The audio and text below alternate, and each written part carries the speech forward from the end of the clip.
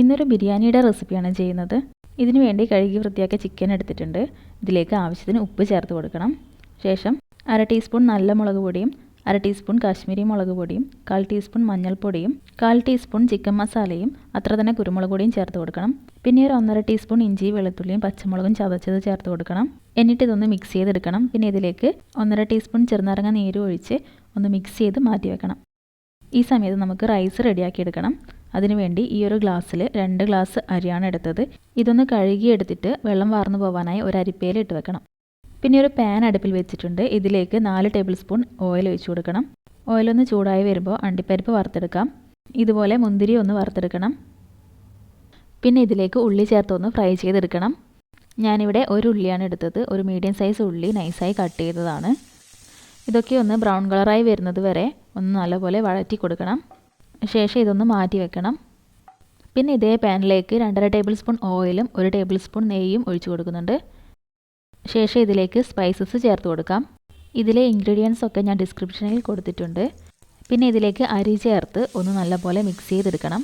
ഇങ്ങനെ ചെയ്താൽ അരി പരസ്പരം ഒട്ടിപ്പിടിക്കില്ല. പിന്നെ ഇതിലേക്ക് 1 ടീസ്പൂൺ ഇഞ്ചി വെളുത്തുള്ളി പച്ചമുളകിൻ്റെ പേസ്റ്റ് ചേർത്ത് കൊടുക്കുന്നുണ്ട്. ഇത് നല്ലൊരു ഫ്ലേവർ തരും. ഇത് ഓപ്ഷണലാണ്, ഞാൻ ചേർത്ത് കൊടുക്കാറുണ്ട്. പിന്നെ ഇതിലേക്ക് വെള്ളം ചേർത്ത് കൊടുക്കണം. ഞാനിവിടെ തിളപ്പിച്ച വെള്ളമാണ് ചേർത്ത് കൊടുത്തത്. 1 ഗ്ലാസ് അരിക്ക് 2 ഗ്ലാസ് വെള്ളം എന്നുള്ള രീതിക്ക് 2 ഗ്ലാസ് അരിക്ക് 4 ഗ്ലാസ് വെള്ളമാണ് ചേർത്ത് കൊടുത്തത്. നിങ്ങളെടുക്കുന്ന അരി അനുസരിച്ച് വെള്ളത്തിൻ്റെ അളവിൽ ചെറിയ രീതിക്ക് മാറ്റം വരാം. ശേഷം ഇതിലേക്ക് ആവശ്യത്തിന് ഉപ്പ് ചേർത്ത് കൊടുക്കണം. ഉപ്പ് ഒരു പൊടിക്ക് മുന്നിട്ട് നിൽക്കണം, എന്നാലേ അരി കുക്കായി വരുമ്പോൾ ഉപ്പ് കറക്റ്റ് ആവുകയുള്ളൂ. ഒന്ന് തിളച്ച് വരുമ്പോൾ അടച്ച് വെച്ച് കൊടുക്കണം. ഈ സമയത്ത് സ്റ്റൗ മീഡിയത്തിലേക്ക് മാറ്റി കൊടുക്കണം. ഇടയ്ക്കൊന്ന് തുറന്ന് മിക്സ് ചെയ്ത് കൊടുക്കണം, എന്നാലേ എല്ലാ അരിയും ഒരുപോലെ കുക്കാവുകയുള്ളൂ. ശേഷം അടച്ച് വെച്ച് കൊടുക്കാം. പിന്നെ അരിയൊന്ന് കുക്കായി വരുമ്പോൾ ഇതിലേക്ക് ക്യാരറ്റ് ചേർത്ത് കൊടുക്കണം. ക്യാരറ്റ് ചെറുതായി കട്ട് ചെയ്തത് ഇതിലേക്ക് ചേർത്ത് കൊടുത്ത് ഒന്ന് മിക്സ് ചെയ്ത് കൊടുക്കണം. അരിയൊന്നും ഉടഞ്ഞു പോവാതെ വേണം മിക്സ് ചെയ്ത് കൊടുക്കാൻ. വീണ്ടും അടച്ച് വെച്ച് ബാക്കി കൂടെ വേവിച്ചെടുക്കണം. ഇവിടെ അരിയൊക്കെ നല്ലപോലെ കുക്കായിട്ടുണ്ട്, കട്ട പിടിച്ചിട്ടൊന്നുമില്ല. മിക്സ് ചെയ്ത് കൊടുക്കുമ്പോൾ ഉടഞ്ഞു പോവാതെ ശ്രദ്ധിക്കണം. പിന്നെ ഈ പാനിൽ നിന്നൊന്ന് മാറ്റി കൊടുക്കണം, അല്ലെങ്കിൽ ഓവറായി കുക്കായി പോകും. ശേഷം ചിക്കനൊക്കെ ഒന്ന് ഫ്രൈ ചെയ്തെടുക്കണം. ഫ്രൈ ചെയ്യാതെ ഉണ്ടാക്കാം. ഞാനിവിടെ ഫ്രൈ ചെയ്തിട്ടാണ് ഉണ്ടാക്കുന്നത്. ഇതിനു വേണ്ടി പാനിലേക്ക് ഓയിൽ ഒഴിച്ച് കൊടുത്ത് ഒന്ന് ചൂടായി വരുമ്പോൾ ചിക്കനൊക്കെ ചേർത്ത് കൊടുക്കുന്നുണ്ട്. ഒന്ന് ഫ്രൈ ആയി വരുമ്പോൾ ഒന്ന് തിരിച്ചിട്ട് കൊടുക്കാം. നിങ്ങൾക്കിത് കൂടുതൽ എണ്ണ ഉപയോഗിച്ച് ഡീപ്പ് ഫ്രൈ ചെയ്തെടുക്കാം. ഞാനിവിടെ ഷാലോ ഫ്രൈ ആണ് ചെയ്യുന്നത്. ചിക്കനൊക്കെ ഒന്ന് ഫ്രൈ ആയി വന്നിട്ടുണ്ട്. ഇതൊന്ന് മാറ്റി വെച്ച് കൊടുക്കണം. പിന്നെ ഞാൻ ഇതേ പാനിൽ തന്നെയാണ് മസാല ചെയ്തെടുക്കുന്നത്. കൂടുതൽ എണ്ണ ഉണ്ടെങ്കിൽ ഒന്ന് മാറ്റി കൊടുക്കണം. നമുക്ക് 3 ടേബിൾ സ്പൂൺ എണ്ണ മതിയാവും. ശേഷം ഇതിലേക്ക് ഉള്ളി ചേർത്ത് കൊടുക്കണം. ഞാനിവിടെ 3 മീഡിയം സൈസ് ഉള്ളിയാണ് എടുത്തത്. നൈസായി കട്ട് ചെയ്തതാണ്. ഇതിലേക്ക് ഉപ്പും ചേർത്ത് നല്ലപോലെ ഒന്ന് വഴറ്റിയെടുക്കണം. ഉള്ളിയൊക്കെ ഒന്ന് സോഫ്റ്റായി ബ്രൗൺ കളറായി വന്നിട്ടുണ്ട്. ഈ സമയത്ത് ഇഞ്ചിയും വെളുത്തുള്ളിയും പച്ചമുളകും ചതച്ചത് ചേർത്ത് കൊടുക്കണം. 1 ടേബിൾ സ്പൂണാണ് ചേർത്ത് കൊടുക്കുന്നത്. ശേഷം നല്ലപോലെ ഒന്ന് മിക്സ് ചെയ്തെടുക്കണം. ഇതിൻ്റെ പച്ചമണം മാറുന്നത് വരെ ഒന്ന് മിക്സ് ചെയ്ത് കൊടുക്കാം. പിന്നെ ഇതിലേക്ക് തക്കാളി ചേർത്ത് കൊടുക്കണം. ഞാനിവിടെ 2 തക്കാളിയാണ് എടുത്തത്, ചെറുതായി കട്ട് ചെയ്തത്. ശേഷം നല്ലപോലെ ഒന്ന് മിക്സ് ചെയ്ത് കൊടുക്കണം. പിന്നെ ഇതൊന്ന് അടച്ച് വെച്ച് വേവിച്ചെടുക്കണം. ഇത് സിമ്പിളായിട്ട് ചെയ്തെടുക്കുന്ന രീതിയിലാണ് കാണിക്കുന്നത്. ഞാനിതുപോലെയാണ് ചെയ്തെടുക്കാറുള്ളത്. ഇവിടെ തക്കാളിയൊക്കെ ഒന്ന് വെന്ത് വന്നിട്ടുണ്ട്. ഇതുപോലെ ഒന്ന് ഉടച്ചു കൊടുക്കണം. ശേഷം നല്ലപോലെ ഒന്ന് മിക്സ് ചെയ്തെടുക്കണം. പിന്നെ ഇതിലേക്ക് പൊടികൾ ചേർത്ത് കൊടുക്കണം.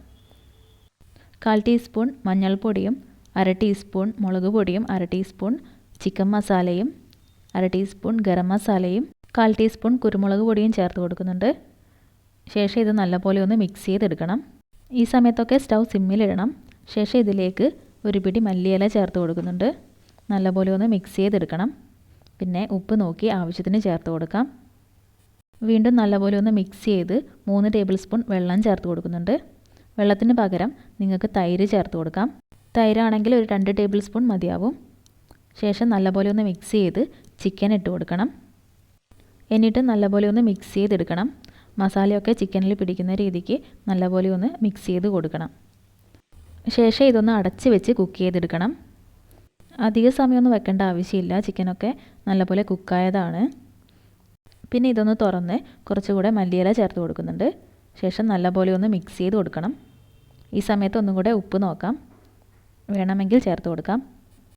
ചിക്കനൊക്കെ നല്ലപോലെ കുക്കായിട്ടുണ്ട്. നമ്മുടെ മസാല റെഡി ആയിട്ടുണ്ട്. ഇനി ഞാനിവിടെ ബിരിയാണി ഒന്ന് ചെറുതായി ദം ചെയ്തെടുക്കുന്നുണ്ട്. ഈ സെയിം പാനിൽ തന്നെയാണ് ദം ചെയ്തെടുക്കുന്നത്. അതിനുവേണ്ടി ഞാൻ ചിക്കനൊക്കെ ഒന്ന് ഒരു സൈഡിലേക്ക് മാറ്റി കൊടുക്കുന്നുണ്ട്.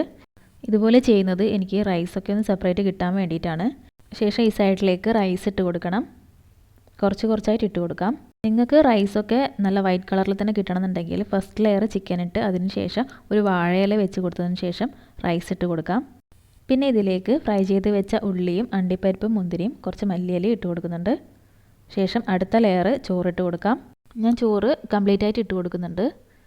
ചിക്കൻ്റെ മുകളിലേക്കും ഇട്ട് കൊടുക്കണം. പിന്നെ ഇതുപോലെ ഒന്ന് ലെവൽ ചെയ്തെടുക്കാം.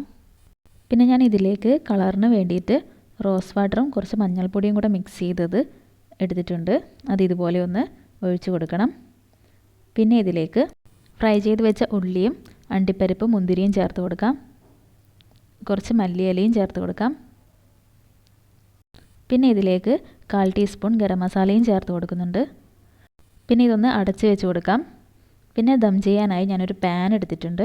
ഇതൊരു പഴയ പാനാണ്. ഇതിൻ്റെ മുകളിൽ വെച്ചാണ് ദം ചെയ്തെടുക്കുന്നത്.